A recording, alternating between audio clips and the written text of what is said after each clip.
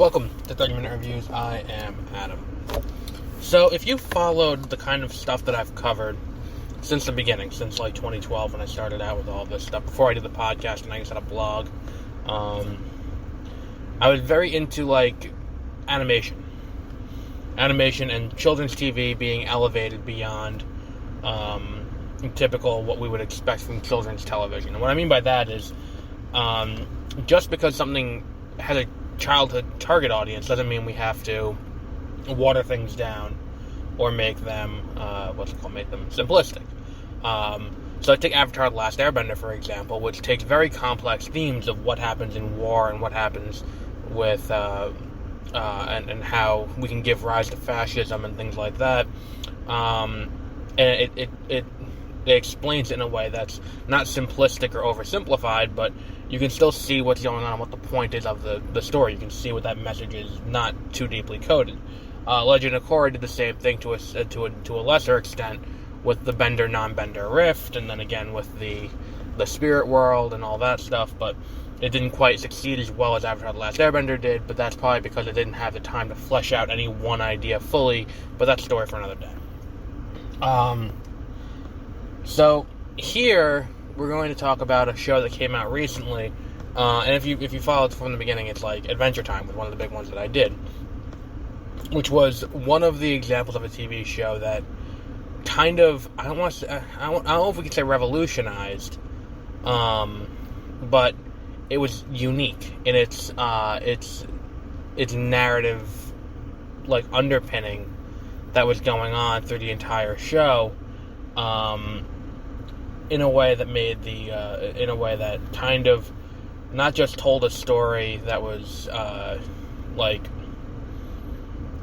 underneath, but you still had these, like, non sequitur episodes, that kind of were just, not just for character development, but just kind of fun adventures to go on. And you kind of had this kind of intertwined story going on, and I really dropped off after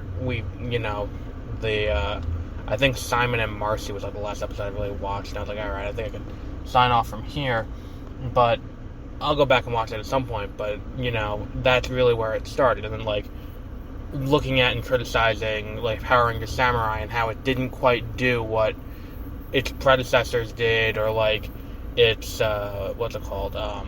even the movie from 2017 did, which was address, the people always knock, like, CW and even Power Rangers and other shows like that for giving it to relationship drama, but if you're going to have a serialized show, you do have to have that at some point. And this is a very long-winded way of introducing what show we're going to talk about today, which I really got to stop doing this because it's not like it's not in the title.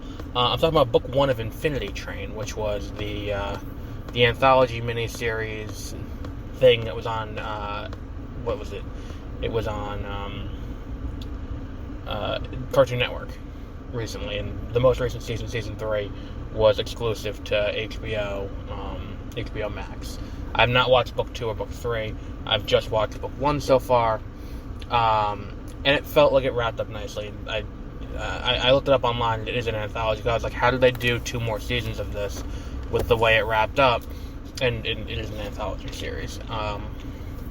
And based on what the Infinity Train is, and the basic concept is, there's this girl whose parents get divorced, and she's going to go to a game coding camp, and she decides to run away on her own, and she finds this train in the middle of the woods, and she gets on it, and the Infinity Train exists kind of outside of space and time, and it's just this infinitely long train that's all these cool cars on it, and a lot of the jokes don't feel like, one of the things I think Cartoon Network has really done well between Adventure Time, Steven Universe, regular show, this, and other things, is making their shows kind of appeal to a broader audience, not just, it's for kids, but at the same time, other people can enjoy it too. And that's what this show does. It's like, the characters are,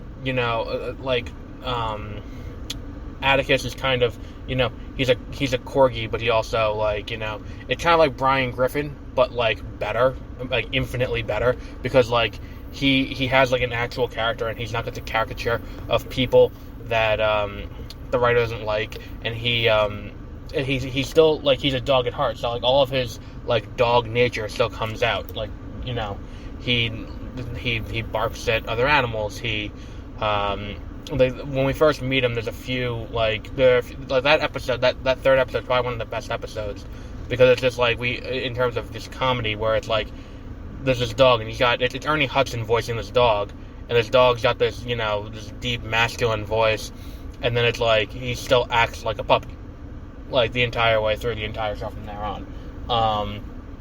One, who, I'm not going to spoil it, has a big role toward the end of it, and it's a little spherical robot who doesn't know who his mother is, and wants to find his mother.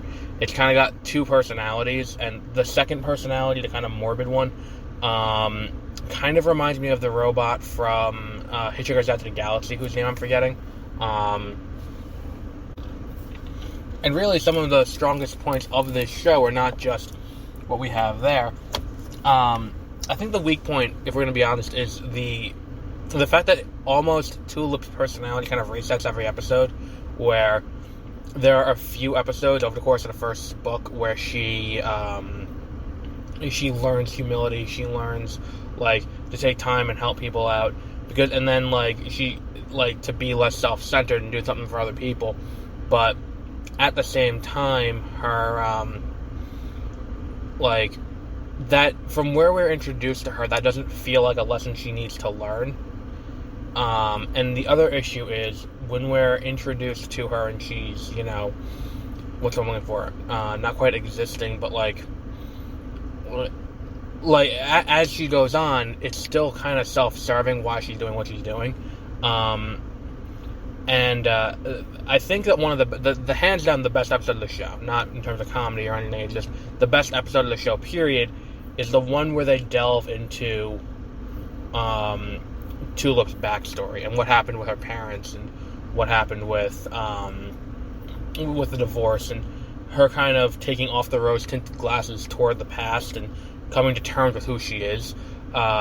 It's such a strong episode. If you have not seen this show, you definitely have to watch it. I'll be doing book 2 at some point in the near future. I think that should be on HBOMax. If book 3 is exclusive to it and book 1's out on DVD, that makes sense. The book 2 will be on HBOMax, but I could be wrong. But yeah, if you have not if you have not watched this show, definitely check it out. It's got a fantastic voice cast. Ashley Johnson, who you may know as Ellie from The Last of Us, voices Tulip.